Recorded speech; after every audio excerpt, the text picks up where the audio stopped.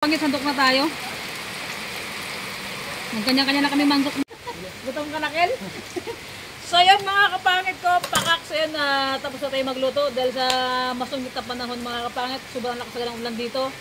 So yan, habang nagluto tayo, basang-basa tayo dahil yung tayo natin, bibigay na yung bubong. So yun mga kapangit, bago po ang lahat, magandang tanghali ko sa inyo mga kapangit ko. So yun, bago tayo magkain, pasalamatan muna natin yung pagkain na nakaharap sa ating harapan. Bukay na tayo. God, maraming salamat po sa pagkain na to na nakahapon sa aming harapan. Salamat po sa araw-araw. And salamat po ngayong araw na binigyan mo kami ng malakas na katawan. Ilayo mo kami sa kapahamakan lagi. And salamat po sa araw-araw na bibigay mong blessing, God, sa lakas namin. And sa paggabay mo, ilayo mo kami, God, araw-araw sa kapahamakan. Amen.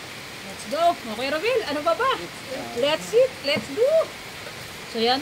Oy mga part, bang sabihin yung damit hindi ako nagpalita kasi nga, dalawa ito, pero magkaiba ng, ng print sa harap. Paka, yung isa sa akin. Hindi niya para bibigay. Diba? Si Steven, bili natin, pero yung bili ko sa kanya, hindi pa dumadating. Nasa ano pa yata, nasa Baklaran pa. Sa Thailand ko, Yan, lagyan natin ng suka. Ito pa lang, tinutrak mahok ba? Ayan, suka, masarap pa may suka. Uy, masarap pa lang kuya. Din. Oh. Okay. Tirahin natin, baka tirahin pa ni Steven. Okay. Magpili ang gusto niya. Ito mo ba? Hindi lang. Tama tayo.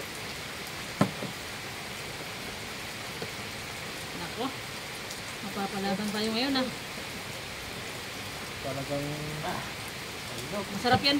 Kuya Rubel, yung sabaw talaga. talagang taldo na naman tayo ito. Yung isda kahapon, parang aywan ko ba? Sarap talaga oh. Let's go. Ayan tayo. Ito yung pinaka-the best yung sabaw. Higit tayo ng sabaw niya. Wala kasing rib shack kanina, kaya ito na yung naubos ang rib shack.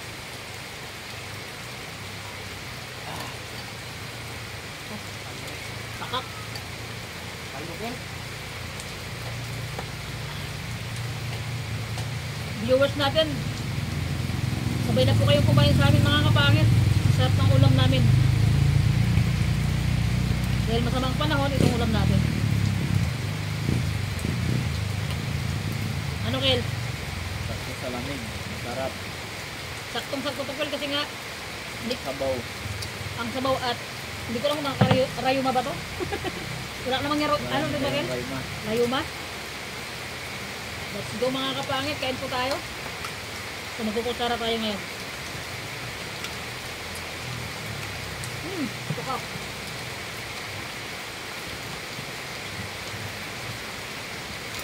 Napakasarap. Bakbakil, Kirumil.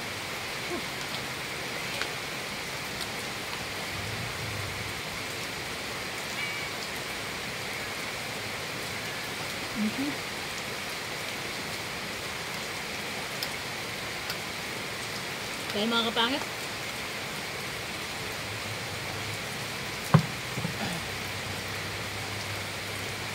Sa mga taga-Palawan dyan na nakapalo sa atin, ingat po kayo kasi masungit yung panahon natin ngayon sa Palawan. And kain po tayo sa mga nakapalo sa atin sa bayan ng Brooks Pentin sa buong Palawan. Kain po.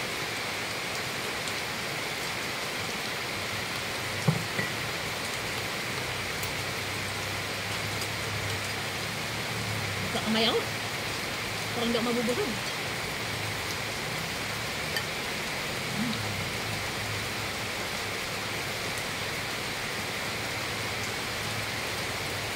Maimak iba na ito. Sarap na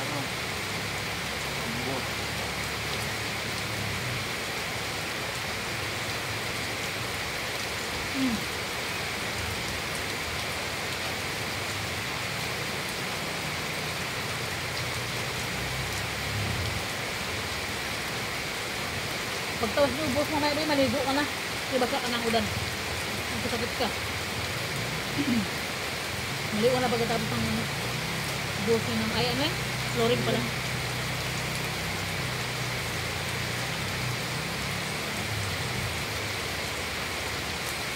Pangit.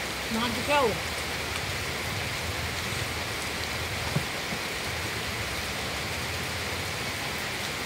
Lamkel. Ay. Kevin. Kain. Yun, masarap talaga mga kapangit. Magulo tayo nakapagsalita eh. Nag-easy tayo sa nakasubo. Aray ko.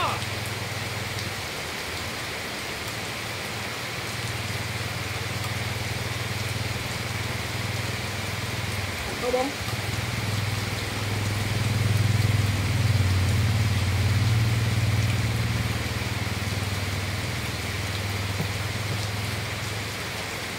Grabe yung ulan, di na tumigil talaga. Kaya madaling araw pa to eh.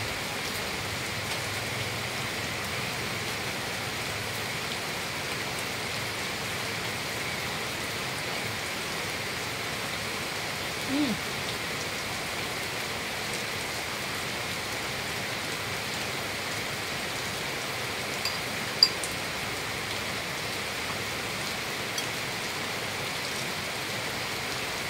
Ayan kain.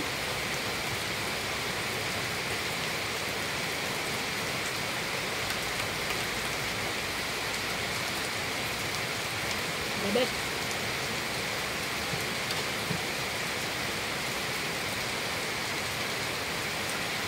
Ayun Kel, Kiribel. Ulam niyo.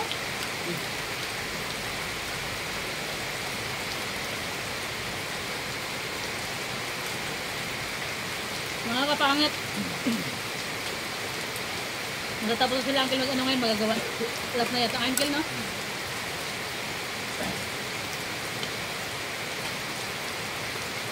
I mean, finishing.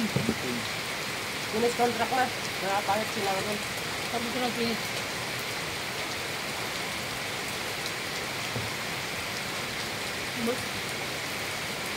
Ken, Ken, ulam? Sa mga palawan nyo dyan na viewers namin. Kaunta. Mga kita. Wala nga. Muhan kisyaw. Pagurapan na ito. Sakto isdan daw. Pagbulan. Kinabawan. Kinabawang karning baboy. Sarap talaga.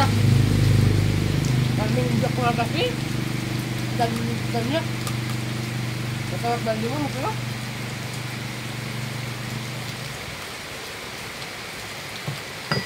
Bawa kilo, kilo mo.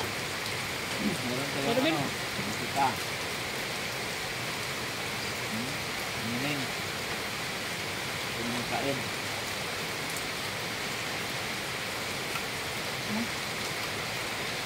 Ang taba ng kamay mo. Sarap. Itong sakto sa ano. Malamig na panahon. Mga kabangit sila Kuya Ronnie at saka si Kuya Ruben. Dahil tapos na yung ano yung pag-feast na dito sa ano sa bahay. So ano, kung ano yung magiging mapag-usapan namin ng ano ng girlfriend ko kaya.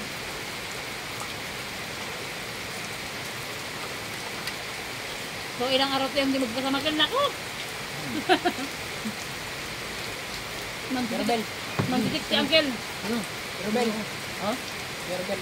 Please give me one glasses of water. Dibaw? Tama ba? Tama. Pero gawin Ano kaya yun? Isipan niya yun. Wait lang sabi niya. Isipan ko muna habang nakaupo ako.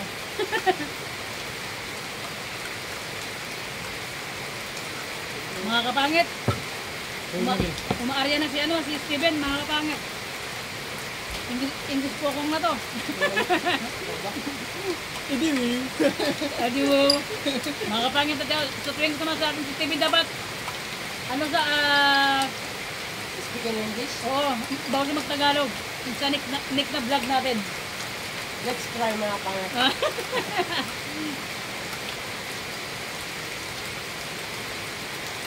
Pangit, busog na ako. Busog na.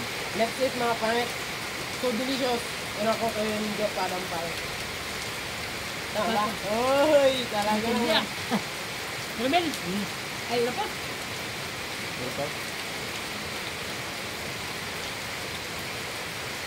Sarap ng ating pananghalian. Dami.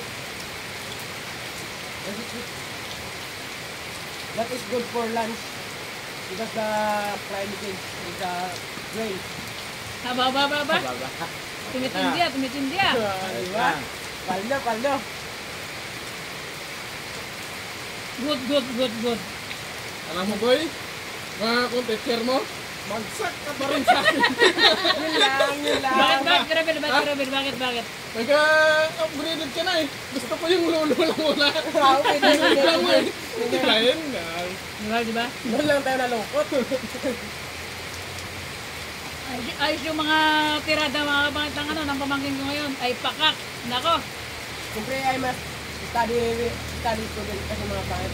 Kasi mga kapangit lagi bang sinasabihan mag-aaral sila maganda mga kapatid kasi kapag nalaman ko na nagbubulakbol siya, sabi ko sa kanya mga kapangit, walang second chance mga kapangit. Para naman ikapit niya sa sarili niya yung mga always na advice ko sa kanya, yung araw-araw na sinasabi ko sa kanya every morning na pagising ko na dito pa sa bahay mga kapatid, pagising sa hapon lagi dyan. Nagsasabihan mga kapangit, pag nalaman ko na nagbubulakbol, hindi ka kating class, kasi si Stevie naman mga kapatid, hindi siya nag-iyosi. So pag malaman natin na nag-iyosi siya mga kapangit, walang second chance mga kapangit kasi para naman lagi niyang maisip yung yung pag-aaral niya. Ay, ganito yung sabi sa akin ni auntie ko, kailangan ko mag-aaral ng maganda, kailangan ko magpakabuti, kailangan ko magpakabait, magpakasipag. Pero, nako, ang sakit ng bunga ko lang sa kanya. Mga kapangit, kunting-kunti na lang, ay, nako, Diyos ko po. Pero, sa lahat ng pagtitimpi mga kapangit, ginagawa ko na sa pamangkin ko and yung mga gusto niya talagang binibigay naman namin. And sabi ko nga, mga kapangit, pinag-aaral namin siya ng ng girlfriend ko. Yun lang naman yung gusto namin dalawa ng girlfriend ko na na maging maayos siya. Kasi hindi naman para sa amin yung pagka nagtanda siya or makapag-graduate siya. Para din sa kanya yung mga kapangit na magiging maganda magiging maganda yung buhay niya. So, kung hindi siya makikinig sa akin mga kapangit, wala tayong magagawa. Hindi ko siya talagang kukunin na yung tipo na laging sasakit ang ulo ko sa kanya. Kaya sabi ko sa kanya, walang second chance. Di ba bang? O yun. Mga kapangit ko and lagi niyang kinakatit sa isip niya na yung mga sinasabi ko.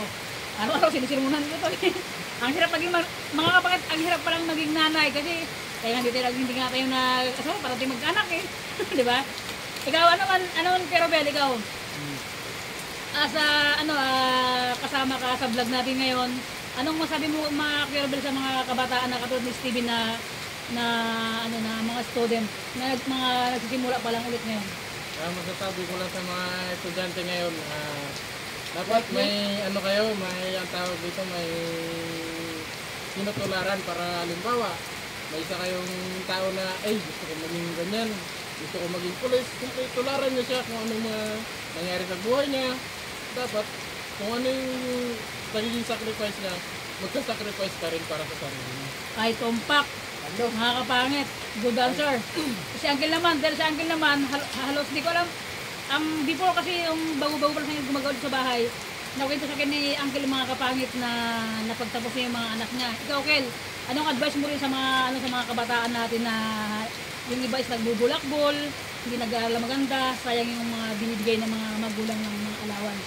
Masasabi ko lang sa mga tulad na estudyante, katulad ni Steven na dapat mag-aral ka lang ng mabuti pagkakataon na binibigyan ka ng priority ng auntie mo na pinapaaral at ni madam. Bigyan mo ng magandang resulta ang kanilang pagpapahalaga sa iyo. Yun lang masasabi ko at saka dapat magtapos ka ng pag-aaral para sa iyo rin yan. Walang araw. Maraming salamat. So yun mga kapangit, and siyempre unang-una, thank you kay God sa araw-araw na lakas natin. And sa viewers natin mga kapangit, big shoutout po sa inyong lahat. And sa girlfriend ko mga kapangit, thank you na parang siyempre sa araw-araw na nakakausap ko siya, lagi niya rin sinasabi sa akin na kaya mga kapangit si Steven, lagi ko sa pinagsasabihan, huwag niyang sayangin yung opportunity na binibigyan namin sa kanya. Kasi before, yung kuya niya na sa akin, so wala din pag-usapan yun kasi pasama na yun eh. Before yung kuya ko and after me. Yun. Diba? So yun mga kapangit, thank you sa mga answer na yan kasi ni Kerubel. Good answer mga kapangit. Thank you for your advice. Uncle and Kuya Robel. Yun yung sabi ni Steven. So yun, Miss Steven, lahat ng advice namin sa'yo, ng mga sinabi ni Uncle, dapat, boy, i-prove mo sa sarili mo, dapat maging ganun ka. Kasi kapag di mo tinupad yung gusto mo, ikaw din yung kawawa bandang huli. Mga kasi ang hirap ng buhay, sobrang hirap ng buhay namin. Ako po, sinasabi ko yung mga kapangit, kaya natin sumikap ng sumikap. And sa mga, ano dyan, sa mga tatay ng haligi, sa mga nanay ng tahanan, kahit ganong hirap, laban lang. Kasi ganun talaga ang buhay, walang yumayaman sa, walang biglang yumayaman. Dumadaan talaga, kaya dumadaan tayo sa proseso na sa hirap kung paano umangat talaga mga kapangit. So yan mga kapangit ko, thank you for watching po sa inyong lahat. Big shoutout po at pangkalahatan na itong mga kapangit. So yun, kung bago ka pa lang sa aking YouTube channel, don't forget to subscribe! Bye-bye mga kapangit! See you next vlog!